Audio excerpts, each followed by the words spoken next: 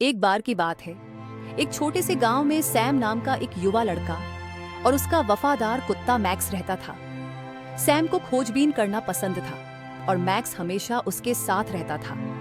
एक धूप भरी दोपहर में उन्होंने एक नए साहसिक कार्य पर जाने का फैसला किया। जब वे घास के मैदानों में घूम रहे थे, सैम ने कुछ अजीब देखा।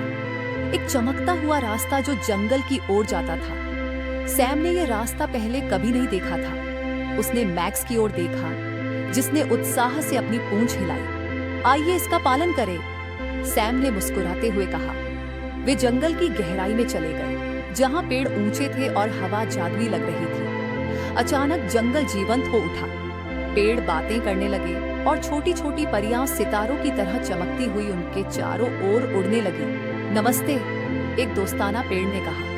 आपको जादुई जंगल मिल गया है, लेकिन सावधान रहें, यहाँ सब कुछ सुरक्षित नहीं है। एक शरारती भूत छिपा हुआ है और वह परेशानी पैदा कर रहा है। सैम और मैक्स बहादुर थे।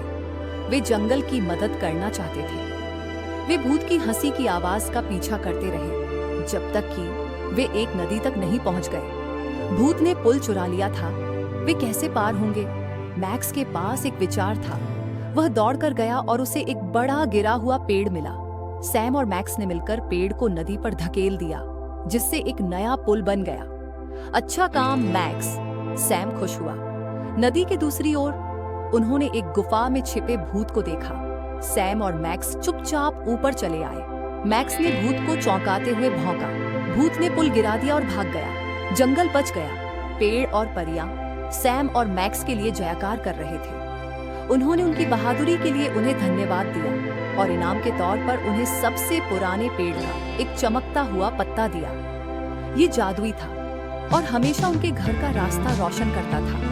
हाथ में पत्ता लेकर सैम और मैक्स थके हुए लेकिन खुश होकर अपने अगले साहसिक कार्य के लिए तैयार होकर घर लौट आए।